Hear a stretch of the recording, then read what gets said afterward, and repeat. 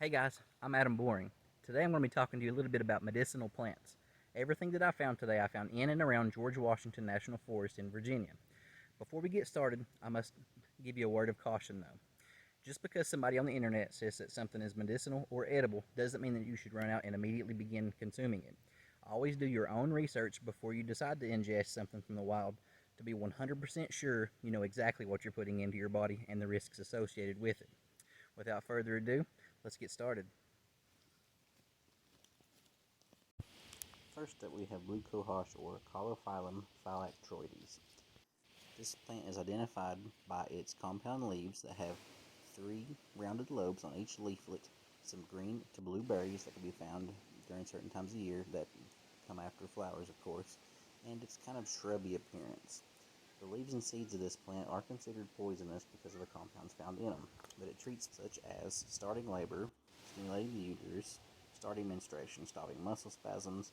It is even used as a laxative for treating colic, sore throats, cramps, hiccups, epilepsy, inflammation, but more recently it's being used to treat rheumatism and bronchitis with the roots.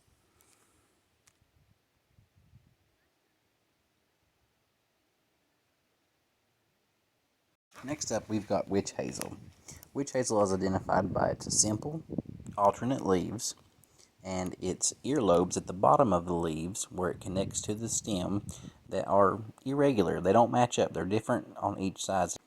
Now, witch hazel is used for many things, mostly externally, but the leaves, twigs, and bark can be used because it's kind of an astringent, it's soothing, and it's got hemostatic properties. So it can really help for treating minor wounds such as scratches, insect bites, and maybe even sunburn and poison ivy reactions.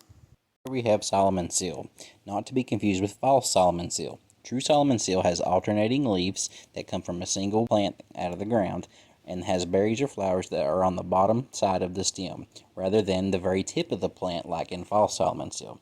Now, some people apply Soloman seal directly to their skin for bruises, ulcers, or boils on their fingers, maybe hemorrhoids, skin redness, and even to help with water retention.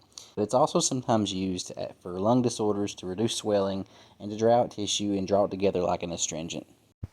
Next, we have something that many of us have probably come into contact with in the woods. Some people call it stinging nettle, others call it stingweed, still others maybe even call it Canadian wood nettle or wood nettle. But this stuff, when you walk through it, it stings pretty badly. But this is going to have little spines on the stem and the undersides of the leaves. It's going to have little flowers that grow underneath the leaves on the center stem there. If you look very closely, you'll be able to see the spines. Those spines are what are going to sting you whenever you walk through them. But boiling this plant will dissolve those stingers to make it where you can eat it. Now, eating it will give you vitamins. They say it tastes like spinach, and it's even healthier than spinach. Now, it's possibly effective for treating osteoarthritis. There's some evidence that stinging it by mouth or applying it to the skin might reduce pain in people with osteoarthritis, but further research is needed.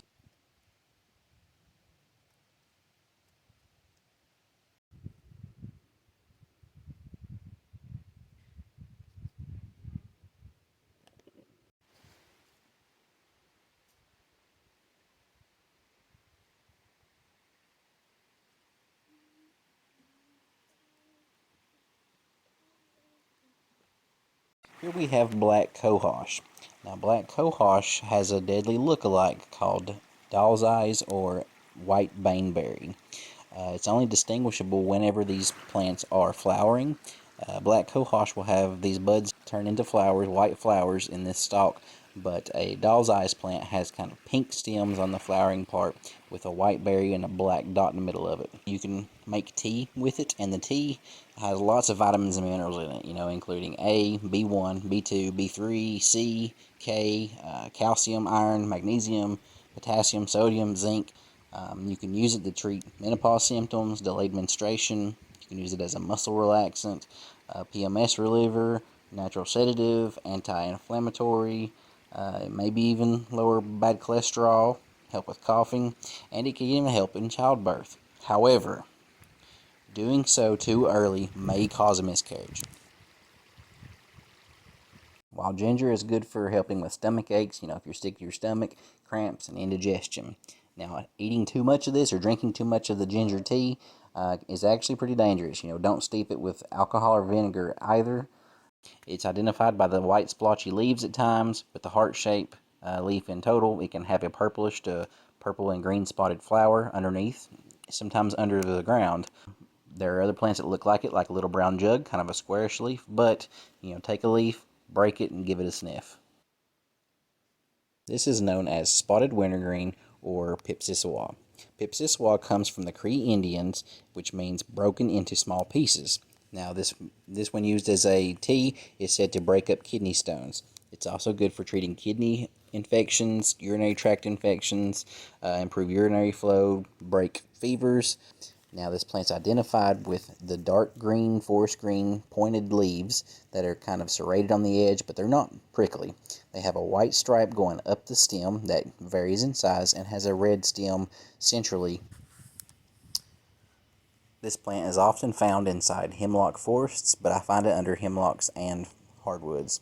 Interestingly enough, this plant actually grows because of fungi in the ground.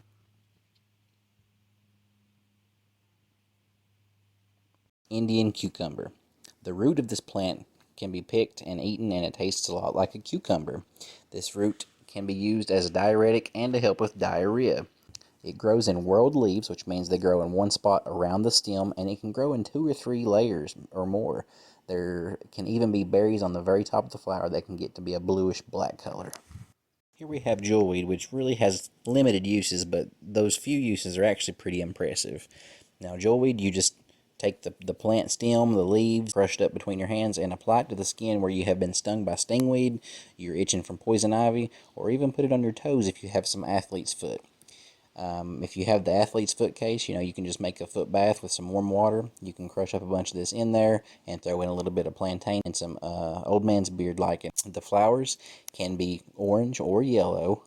It typically grows near water sources, and it can even grow with stinging nettle.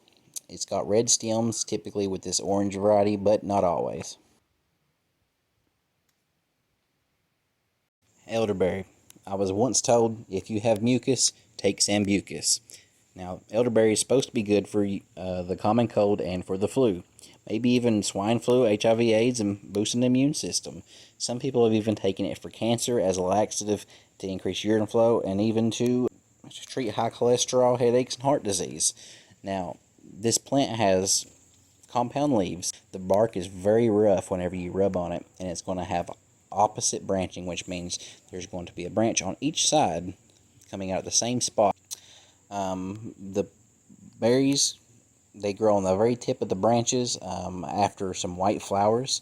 The white flowers are often pollinated, and they'll turn into these little green berries, and the green berries will ripen into a purplish, blackish berry, as you see here. Birds like to eat these, so you want to get to them quick. But you can cook them up, turn them into a jam, make a gummy out of them, buy the gummies at the store. They sell these, on the shelves at Walmart. Here we have the typical yard plant, plantain. You'll probably find this in your yard right now. This is typically used as an anti-inflammatory, an antimicrobial, an analgesic. It soothes insect bites, heals superficial wounds, prevents infections, accelerates healing. It can be used for colds, diarrhea. It's calcium rich. It's got a lot of vitamin K in it. Now, the whole plant of this can be used, but if you pick it whenever it's too old, the ridges on the underside of these leaves here, they're going to have very hard strings in them that you might want to peel out. The seeds can be eaten as well. It's a pretty great plant, and it's amazing what it can do.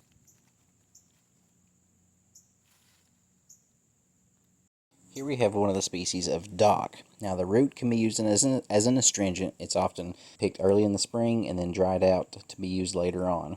But the coolest thing about this plant that I can think of and that I've seen is that it can be used kind of as a natural band-aid. You pick a leaf here, you put the poultice on your skin, whatever you want to hold on there, maybe jewelweed, and you're just going to slap that bad boy on there, wrap a little bit of string around it, and it's going to be a bandage. Next, we have old man's beard, or usnea, which I often find on dead branches or dead spots in a tree. Now, usnea has been used since even 1600 BC by the Chinese, Greek, and Egyptian healers. It's found on every continent worldwide and is often used as an antibiotic, an antiviral, antifungal, antimicrobial, anti-inflammatory, and analgesic. You can make a tea out of this, you can make a tincture out of this, but it's a lichen. It's a symbiotic relationship between a lichen and a fungus, and the white string on the inside here is what is actually the fungus, but both parts are medicinal.